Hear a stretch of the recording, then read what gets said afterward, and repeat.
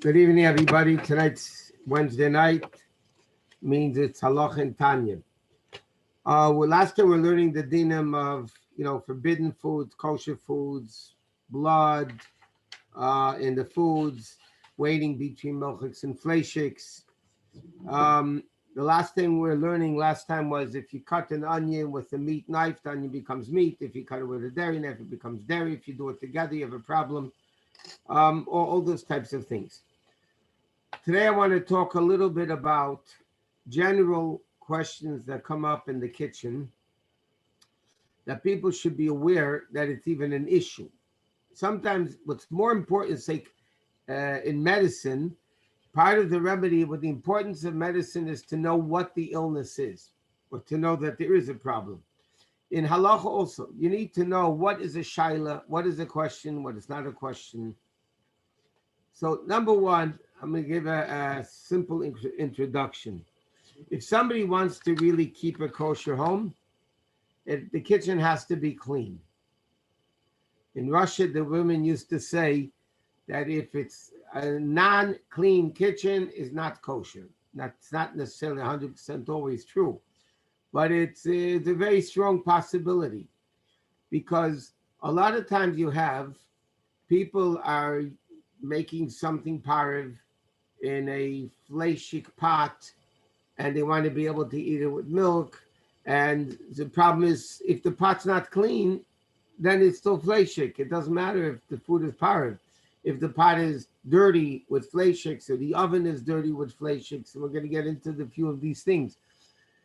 If the oven is not clean, if the cutlery is not clean, the pots and pans are not clean, the problems of kashrus in the kitchen are blown up way much more complications and difficulties. Okay, one thing I want to say, because last time we were talking about if you cut an onion, like somebody called me today, they want to buy fish in a non-kosher fish market. They see the whole fish, because like this, if you buy a filleted fish in a market and there's no skin on the fish and therefore you don't see scales on the fish, so then unless if it's a frum market with hashgacha and everything else, you can't believe the person to say, yeah, this is a halibut or tuna or other kosher fish, because if you don't see the scales on the fish, the skin on the fish, that you can tell there were scales there, so then it's a problem because you can't trust it. Some are of the opinion that because there's no replica of salmon and you notice the salmon, so then some people are lenient. You should really ask a shell in every case. Some people are lenient that because there's no other fish that looks like a salmon, so therefore if you see it's salmon, so then you can assume that it's kosher fish. But it's only on salmon, it's not on anything else. But the question is, like, to give an example, somebody asked today a question. He wants to go to a fish market. He wants to buy a whole fish. He sees the whole fish. He sees the scales on the fish. He wants them to fillet the fish. They have good knives. They want to, it's a hassle to clean the fish and fillet the fish. He wants them to clean the fish from. Would you be allowed to have a filleted fish with the owner of the store using their knives to cut the fish? So the answer is, I'm not talking about Pesach. Now Pesach is a whole different story. During the year, if the knife is clean, they just didn't cut oyster with it. If the knife is clean, they washed off, and they cut the fish, halachically it's not a problem because the fish is cold, the knife is cold. If you want to be machmed, when you take the fish home, you wash very well the area where the knife cut into it. But halachically, it's not a problem to buy fish again, but you have to see the skin on the fish to be able to know it's a kosher fish. Now, a lot of common cases, I'm not going to go through all the dinim now because then you'd have to go for a smicha course and learn all the dinim that go into the kitchen. But many times, give me an example. Somebody mixed Um, chicken soup with a milk spoon, with a dairy spoon. What's the story? Is it kosher? Is it not kosher? Um, what part of it is treif? Um, you know, all these things. There's somebody asked me today, their non-Jewish housekeeper washed the milchiks and fleishiks together at the same time in the dishwasher. I mean, these are very, very complicated shilas to try to be able to find a leniency for it. So let me give one introduction to this din that would help us understand some of the logic and the reasoning of the halacha. We learned when it came to Pesach, when we're learning the laws of kashrut in the kitchen for Pesach, we learned that when you cook something in a pot, the taste of the food becomes absorbed within the pot. Okay, so therefore, if it became absorbed within the pot, so then the pot, as you cook meat, so the pot has in it meat. Okay, you're going to cook something else in the pot, so then that taste of meat is going to come out. So if you, let's say by mistake, you took a meat pot and you cooked milk in it, or milk soup, or whatever, you're cooking milk, dairy in it, so then the problem is the fleishik, the meat that's absorbed within the walls of the pot, is now going to come out into the milk, and you're going to have meat and milk together. It's going to be treif. If it wasn't used for 24 hours, that means you cooked meat in a pot and it's clean. Because again, if it's not clean, you have terrible problems. The pot is 100% clean. And then by mistake, you cooked lasagna or milchik, spaghetti and mac and cheese, whatever, in this fleishik pot. So the din is, the mac and cheese are kosher, the pot is treif. Okay? So if somebody used a meat pot that wasn't used for 24 hours and by mistake cooked dairy in it, the food that you cooked is kosher. Why? Because the taste that was in the meat pot, the taste of meat that was in the meat pot now is blemished. It's after 24 hours. So therefore, the food is not a problem. There's no meat in the food. The problem is the pot, because now the pot has meat in it, and the pot now has dairy in it, so the pot has to be koshered. If you can't kosher the pot, it has to be thrown out. Somebody called me today. Their mother was visiting them. The daughter's religious, the mother's not so religious.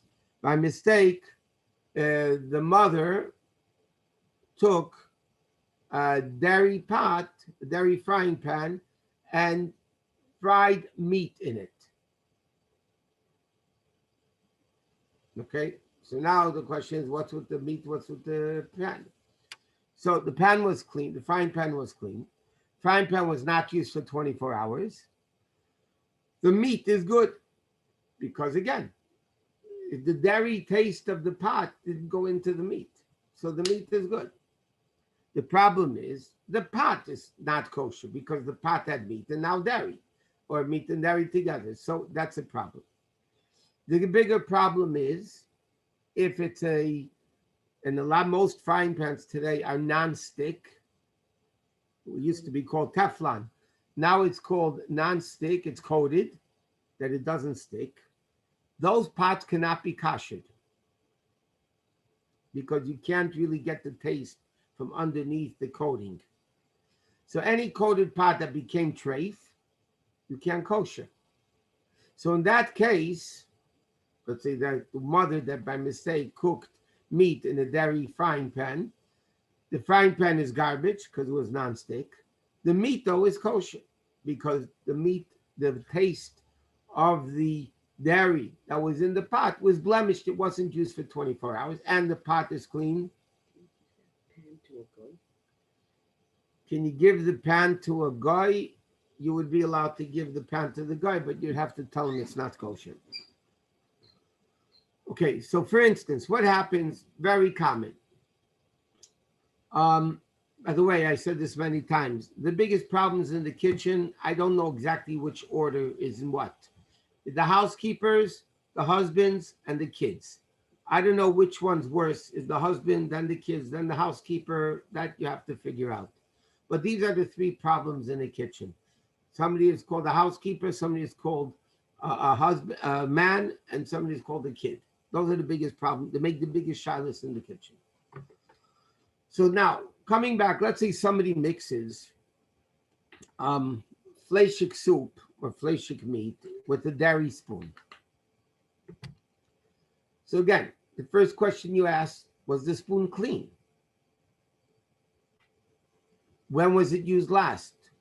If the spoon was cleaned and not used last for 24 hours, so then the food is good. The meat in the pot is good because there's no dairy in it, it's blemished. The spoon needs to be kosher. Now, what happens, and this happens in many homes, somebody is cooking milchiks and fleishiks at the same time on different sides of the stove, which is the worst possible thing you could do in kashrus.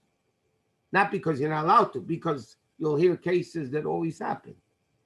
Somebody is not thinking, they have a milchik soup and a fleishik soup, just used to that example. So now, by mistake, they stirred the milchik soup and they're not thinking. So with the same dirty spoon, they're mixing the fleishik soup. That's a much bigger problem. Number one, you have substantial dairy on the spoon, plus the spoon was used that day for hot. So you need to ask a shaila because there's a lot of other details that can matter that would matter what the halacha would be. Or what happens many times is by mistake, and this happens more often than you think it does, somebody cooked meat in a dairy oven. By mistake, somebody cooked meat in a dairy oven. They forgot it was dairy. Believe it or not, the first question I asked people was the oven clean? And you'll be surprised how many people tell me, well, not really. That causes a big problem because then you might have substantial meat or dairy in the oven, and now you're cooking meat in the oven. It also matters, was it covered? Was it not covered? You know, all these things could be a big problem. But people have to be aware that it's a shaila and you need to ask. Or I'll give you another example. This happens probably more often than the other cases do. Kids take pizza, or they want to warm up pizza, and by mistake, the kids don't think. They put it into a fleishik oven, a microwave. They put it into a fleishik microwave. So now they're heating up pizza in a meat microwave. What's the din? So you have to ask a shaila because there's too many details to go now to explain what the details are. Number one, I'll just tell you information you need to know. Is the microwave clean? Secondly, when was it used last for dairy, for meat? You're putting milchiks in it. When was it used last for dairy? Was it on a plate? Was it on a paper plate? Did it steam up? Some foods steam up. If you heat up soup, dairy soup in a meat microwave oven, it's going to steam up. You're going to have dairy steam in the fleishik oven. That makes it a bigger problem. People need to be aware of the shilas that come up in the kitchen. People have to be very careful. You can't imagine this, I'm not exaggerating, almost every Friday, and Neighborster helps us Friday afternoon. I don't get the call Friday morning. Every Friday, I get a call from different places. By mistake, they put the meat and the fish in the oven at the same time. Now we learned already, you're not allowed to eat fish and meat together. So now people put meat and fish at the same time. So what's the din basically? If at least one of them is covered properly, then you could be lenient. because then you assume the steam didn't go from one to the next because it's covered. If both are uncovered,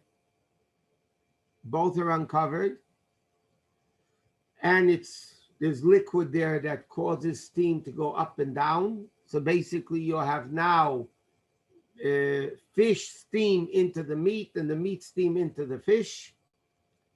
The problem is you have to throw it out and recook the fish and the meat because you cook fish and meat together. That's a very big problem. Is that hand to ask a question?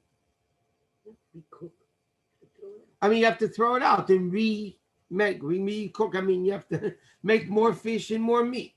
Rabbi Shusterman, Yeah. how long do you have to wait? Like if you make fish and then you want to do meat right afterwards, how would you have to wait a certain amount of time for the oven to clean? I don't know. How does that work? You have to wait. Again, halachically, you don't have to wait. In other words, you can take a pot and cook fish in it, okay?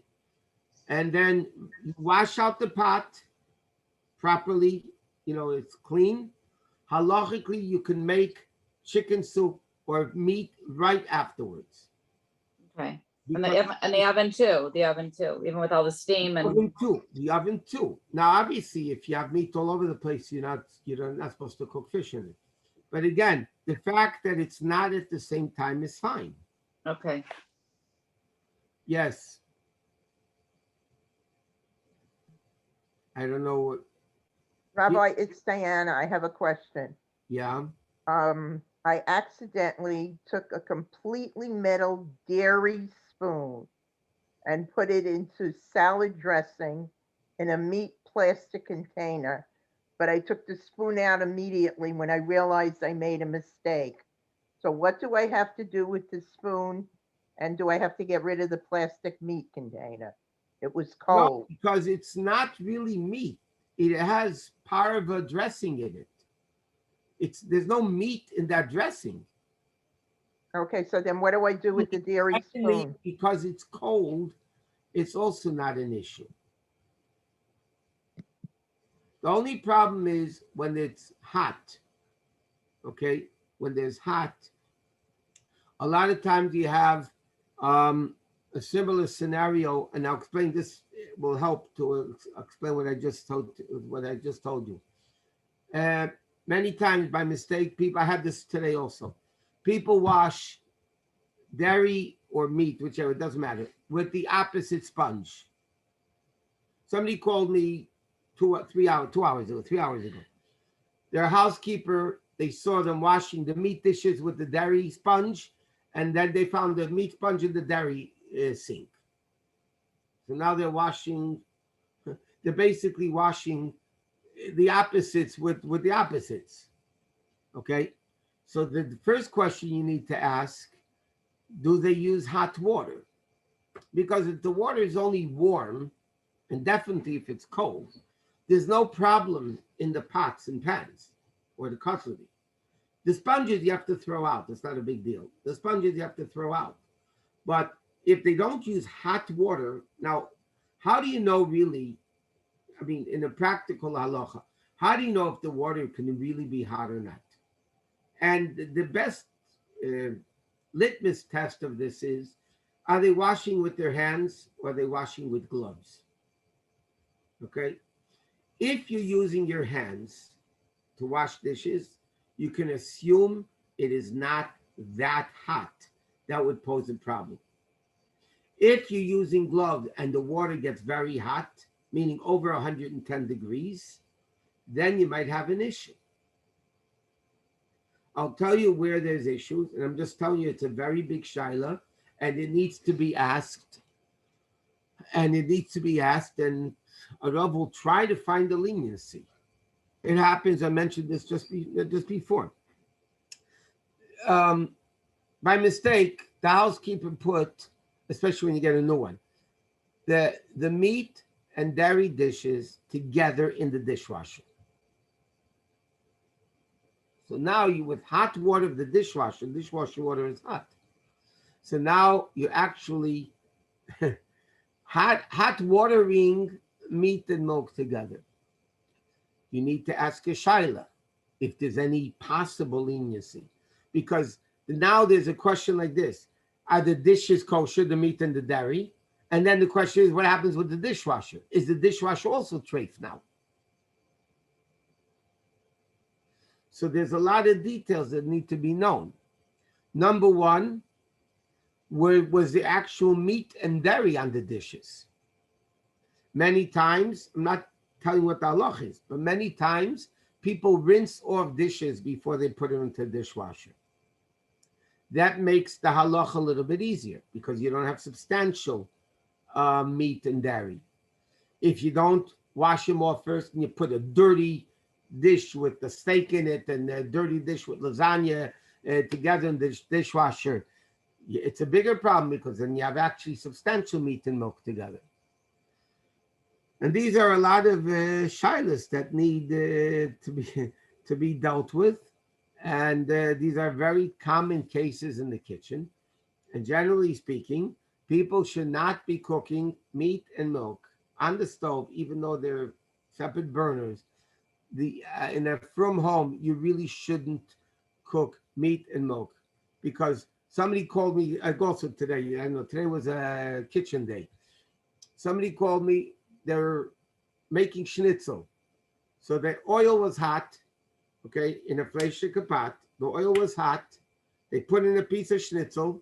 The oil squirted out and landed on a dairy frying pan. It's a problem. I'm not saying what the halacha is, because whatever. It's a problem. Does it need to be kasher? And then the question is, can you kasher it? If it's non-stick, then it's questionable if you can kasher it or not.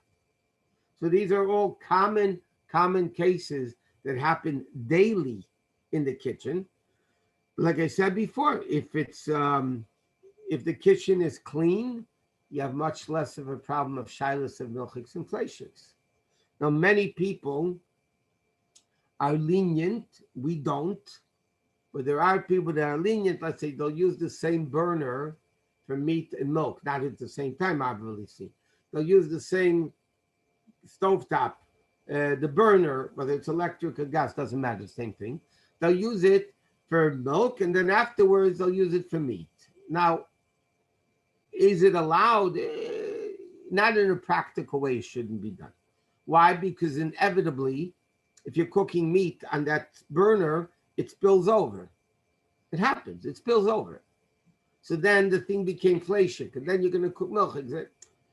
It's not, I'm not saying it's going to make the whole house treif, but the problem is it could be an issue.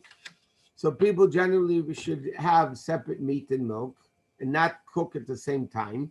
And the same thing, people that have a double sink, stainless steel, that the world is lenient, you can use one for milchiks and one for fleishiks, even though it's a halachic question. But the fact is the world is lenient, that you can use one for milchiks and one for fleishiks, but you definitely don't put them in at the same time. You definitely don't have milchik dishes and fleishik dishes in the sink, even though they're different sinks. But at the same time, you don't have meat and milk in the sink at the same time, because it's going to make a problem. Things squirt and things spritz, and it's a very big problem. So people should just be aware of all these issues that we're talking about, and generally speaking, people should be extremely careful in kashrus, and they shouldn't let too many people into the kitchen, and especially not the husbands and not the kids, and because all they do is make trouble in the kitchen. So that's, yeah. Hello? What is this new thing? Someone told me that there has to be another sticker besides the OU on the Empire Meats. Something about a rabbi or something? I'm not talking about kosher products now. It's not. Well, isn't that a kashrut question? I'm talking about kitchen questions, not about products. Okay, fine. Okay, thank you. I didn't know what you were talking about. It's I came in late. Thank you, Rabbi. Okay, Now, another interesting halacha, again, I just touched a few general things that happen that could be a big problem, especially Friday afternoon.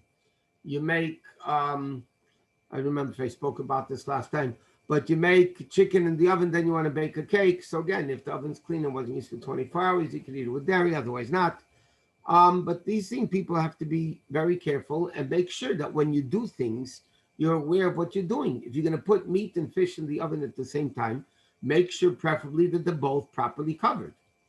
Because if they're both uncovered, you're going to have an issue. And it's interesting because fish and meat is forbidden because of sakana. It's not a kashrus issue. The Gemara says, and Shulchan Aruch says, you're not allowed to eat fish together with meat because it's dangerous. Whatever that means, it doesn't matter what doctors are.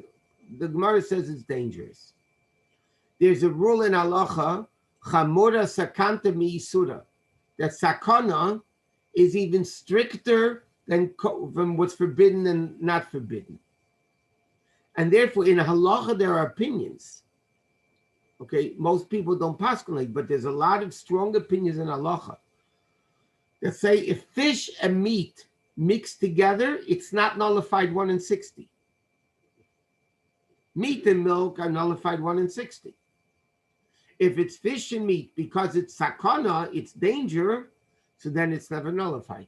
But most poskim say it is nullified, but yes, that's a shaila what the situation is. But again, people should be very aware of all the practical issues that come out in the kitchen.